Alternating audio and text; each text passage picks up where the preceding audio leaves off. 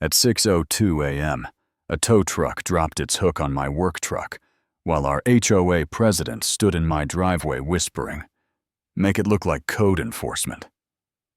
My dash mic was rolling.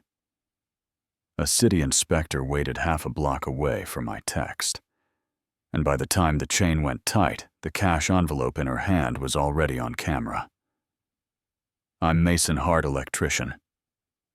Single dad moved into Cedar Hollow Estates because I thought rules were just lines that kept neighbors polite. You know what I mean? Mow your lawn, roll in your cans. Wave on Sundays, keep it simple. Those lines shifted the moment Beverly Crane showed up with pearls and a clipboard and a tone that made "please" sound like a court order. Per HOA authority. Section 9. 2 commercial vehicle.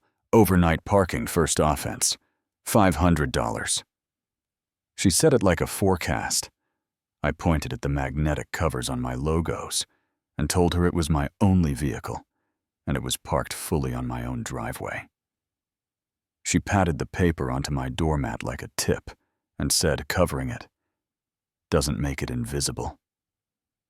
Mr. Hart, I tucked the truck deep and measured the slab edge to the inch. Snapped time-stamped photos like a nervous tourist.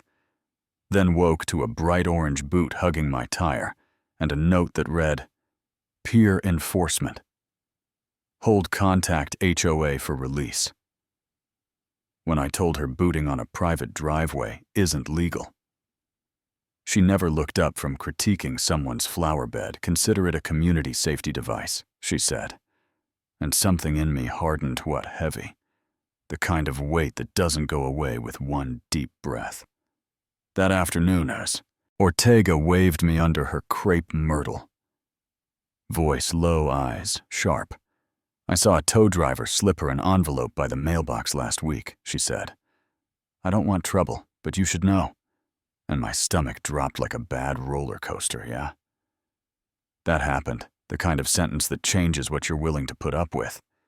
So I stopped reacting and started recording a dash cam with audio, a cabin mic under the glove box, a wide angle on the curb, a chalk line across my concrete at the exact city setback. Photos of Tower Way, signs that sprouted overnight, with no permit sticker, like mushrooms after rain. Then an email to code compliance, with everything attached polite subject line, because I was raised right. My buddy Trey works a town over and has seen every brand of fake authority. "If there's no city permit, it's a prop," he said. "Call Inspector Dana Morales, be calm. Log everything, let process, do the punching." I filed a clean appeal to the HOA, quoted their bylaws back, asked for a hearing. Like a normal person. Beverly denied it 4 minutes after I hit send, which tells you the vote lived in her head, not in a room, so I emailed Morales. "If a tow happens, could you verify signage and jurisdiction on site?" She replied an hour later. "In your area tomorrow morning, send your address, and for the first time since the boot." I took a full breath that didn't taste like metal. I don't love playing bait, but after fines from mailbox paint luster, low and improper trash can angle, I was done fetching sticks. So I parked on the chalk, took my photos, and sat by the window with coffee, while sprinklers ticked and dawn pushed a pale pink through the blinds, calm on the surface coil underneath. A diesel rumbled in Titan recovery. On the door driver hopped down, scanned the sign, checked his phone. Beverly appeared from the corner like she'd staged the morning. Kept her voice low, but my mic caught every syllable.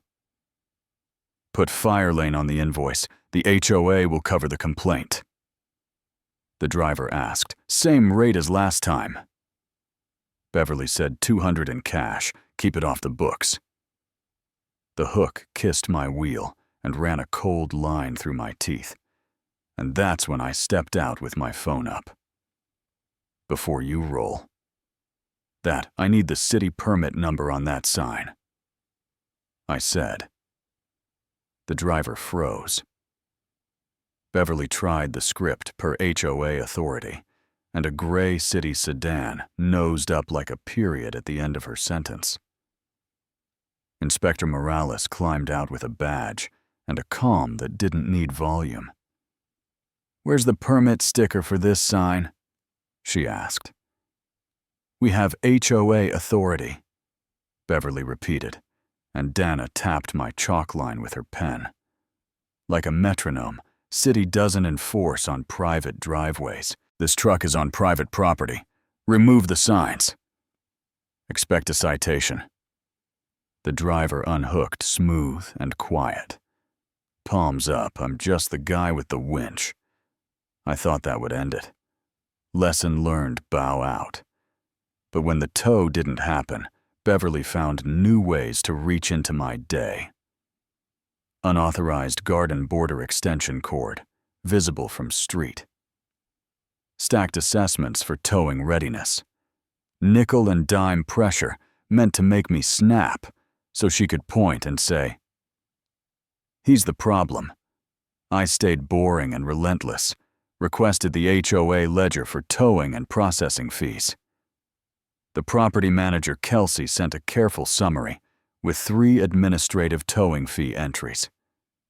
On the same Thursday, I printed it and slid it next to stills.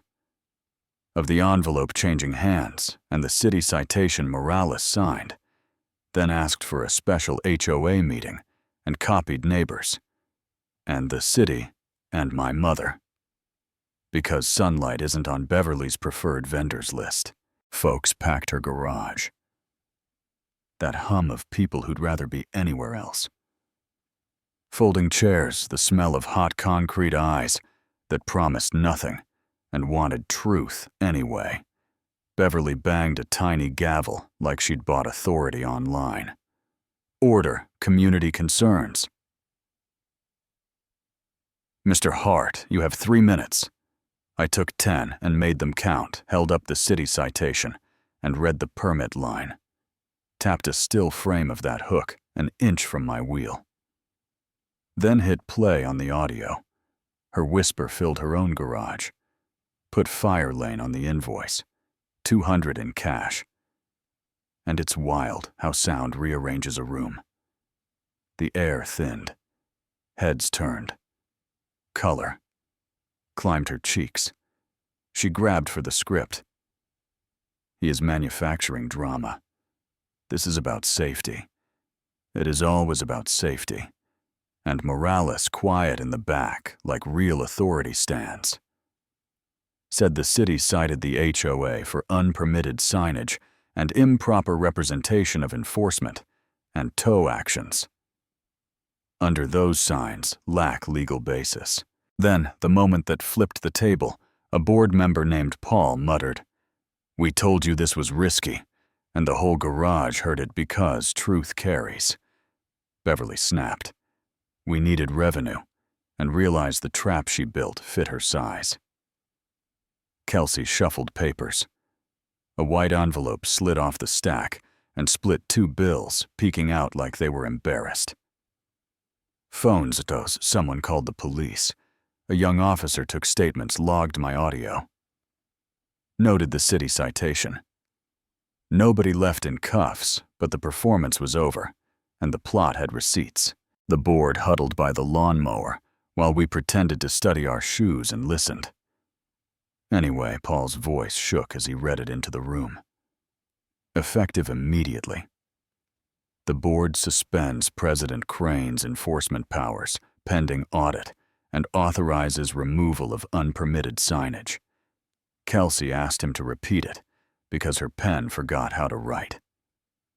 Beverly gathered her clipboard like a life raft and tried to slide past a wall of phones without making eye contact. A neighbor's stroller blocked her at the driveway, and for a second she looked small, not royal, just human, and I felt something settle in my chest that hadn't been there since move in day. Dignity, not loud, not flashy, just there. You'd think it ends there. Credits music, good guys. Clap, but 2 weeks later, I'm loading ladders. When Beverly strolls by with a smile that has no temperature, this isn't over. She says soft enough to pass for friendly, if it didn't cut on the way out, and I finally admit what I didn't want to see: a person who needs the rules. More than the rules need, her power doesn't retire. It looks for the next soft spot. Maybe that's a recall vote. Maybe it's a whisper campaign about how electricians lower property values. Maybe it's nothing but weather and talk. But I kept the chalk in my garage, and Morales' number in my phone, and the folder that smells like toner and stubbornness on my kitchen shelf. Because the worst thing you can do to a bully isn't swing. It's make them explain themselves in a room full of neighbors. Life is quieter in a different way now. The tow-away signs vanished like they were embarrassed. The violation note slowed, not because my trash can found religion, but because power finally saw a mirror. Neighbors who never waved say, "Hey man, I'm glad you didn't roll over. Mrs. Ortega left empanadas with a note for the electrician, who rewired the street." And I laughed because I didn't rewire anything. I just put the loose wires back into the right panel and flipped the breaker. That's all. This was a reset, so I end where it ends. For me, the clipboard losing altitude under fluorescent light, while the board takes back the chain she'd been swinging. No applause, no victory speech, just a room exhaling there and now. It's your turn. Where's the line between order and control? Have you seen an HOA used like a weapon or a shield? Who gets the benefit of the doubt? Where you live and why? If you were me, would you have set the bait or just moved on? And if someone tried to tow your dignity like